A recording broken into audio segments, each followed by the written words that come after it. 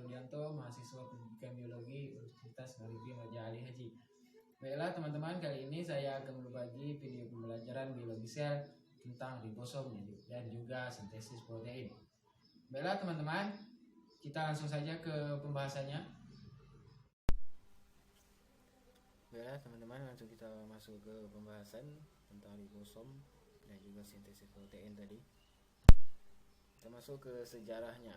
Pada tahun 1930 pertama kali itu dipelajari. Pada tahun 1940 itu isolasi awal. Tahun 1950 penelitian dilakukan. Tahun 1960 pemisahan dan juga penyusunan. Pada tahun 1970 topografi morfologinya. Pada tahun 1980 penelitian lanjut. Pernyataan ribosom dipelajari sebelum diteliti kebenarannya tahun 1930 yang menyatakan ribosom itu terletak di sitoplasma. Bukti pengamatan SCR tidak langsung di sitoplasma. Pada proses spermatogenesis ditemukan RNA atau seluler. Metode pewarnaan itu dibedakan menjadi dua, yaitu RNA dan juga DNA. Spektrofometrik dengan daya absorbansinya dibedakan RNA dan juga DNA. RNA di sitoplasma hewan maupun tumbuhan, RNA inti. Sel kaya RNA ketika aktif mensintesis protein. Ada korelasi positif antara jumlah protein dengan jumlah RNA dalam sel. Susunan ribosom dalam sitoplasma. Ribosom terdapat bebas dalam sitoplasma atau menempel pada gelembung-gelembung yang berdinding membran. Ribosom yang bebas berguna untuk sintesa protein yang digunakan untuk pertama itu bahan sel itu sendiri saat sel membelah. Disimpan di sitoplasma seperti pada pembentukan hemoglobin dalam eritoblas. Selanjutnya, ribosom yang terdapat terikat terutama pada organela yang bersifat membran. Penelitian tentang ribosom yang pertama itu ada Albert Koch pada embrio ayam dan mamalia. Fraksinya mengandung partikel mikrosom, partikel ribonukleoprotein. Pada bit dan buah-buahan, retikulum endoplasma mengandung ribosom, tapi dengan tampak ribosom merupakan partikel individu. Tahun 1950 diketahui ribosom ada yang bebas dan melekat pada membran. Selanjutnya teman-teman bisa lihat ini gambar struktur dari ribosom. Kita lanjut. Protein ribosom ditambahkan atau berkombinasi dengan RNA pada berbagai tahapan perakitan subunit. Yang pertama, beberapa protein ditambahkan selama transkripsinya. Yang kedua, protein lain ditambahkan setelah transkrip primer lepas dan selama pemrosesan. Protein lain lagi ditambahkan setelah RNA matang. Selanjutnya, protein-protein tertentu berikatan dengan rRNA hanya sementara, tidak terdapat dalam subunit yang sempurna dirakit. Yang selanjutnya, bentuk fisik ribosom prokariot. Ribosom lengkap atau utuh. Keutuhan partikel bergantung pada konsentrasi ion magnesium. Yang ketiga, integritasnya tergantung konsentrasi ion Mg2+ lebih besar dari 2 mm. Bila konsentrasi sangat tinggi menjadi partikel 100. Bila konsentrasi rendah, MM berubah menjadi subunit 30S dan 50S. Kawan-kawan bisa lihat gambar sebelahnya itu ribosom dan juga transport RNA. Keutuhan partikel bergantung pada konsentrasi Mg2+. Transformasi partikel berhubungan dengan peristiwa metabolisme dalam sel.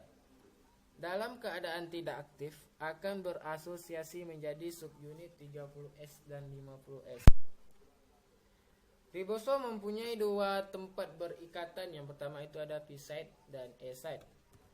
Nah, yang pertama tempat V Tempat berikatan peptil tRNA. Tempat tRNA berhubungan dengan ujung rantai polipeptida yang sedang sembuh. Nah, yang kedua tempat A. Tempat berikatan aminoasil tRNA. Tempat tRNA yang akan datang atau baru yang membawa satu asam amino. Kita masuk ke ribosom eukariotik. Isolasi susah daripada ribosom pada prokariotik. Ukurannya lebih besar. Suka bergantung dengan sel bakteri. Sedimen monomer 80S. Sedimen subunit 40S dan 60. Red liver KS smell subunit 36,9. PM smell unit 1,44. KS layer subunit 56,3. BM layer subunit 2,910 Dalton. Sintesis dan pemrosesan RNA eukariot. Pada eukariot, sintesis RNA sitosol berlangsung di nukleus atau inti, anak inti. 3 peristiwa yang merupakan ciri nukleus. Yang pertama, transkripsi gen-gen yang mengkode RNA atau rDNA. Yang kedua, pemrosesan molekul-molekul pra-RNA. Yang ketiga, perakitan subunit pra-ribosom. Nah, kita masuk ke sintesis protein atau translasi. Yang pertama, aktivasi atau pengaktifan asam amino. Yang kedua, pembentukan kompleks inisiasi antara mRNA dengan subunit ribosom. Yang kedua, inisiasi rantai polipeptida. Yang keempat, pemanjangan rantai polipeptida. Yang kelima, terminasi rantai dan pembebasan rantai polipeptida yang lengkap. Yang keenam, disosiasi kompleks mRNA dan ribosom.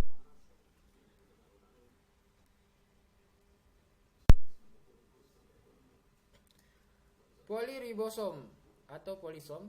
Yang pertama, butir-butir ribosom yang tersusun berderet-deret dihubungkan dengan benang-benang halus substansi sel. Jumlah ribosom dalam poliribosom dapat membentuk informasi tentang ukuran molekul protein yang disintesis di tempat tersebut. Dalam eritoblas berkaitan dengan pembentukan hemoglobin. Teman-teman bisa lihat gambarnya. Itu ada seperti rantai benang tadi yang dijelaskan. Ini gambar, teman-teman bisa lihat topografi dari polisom pada membran organel. Nah, sekian. Oke teman-teman, itu tadi sedikit pembahasan kita tentang ribosom dan juga sintesis protein. Mudah-mudahan bisa membantu teman-teman dalam memahaminya. Sekian video dari saya. Salam mahasiswa. Assalamualaikum warahmatullahi wabarakatuh.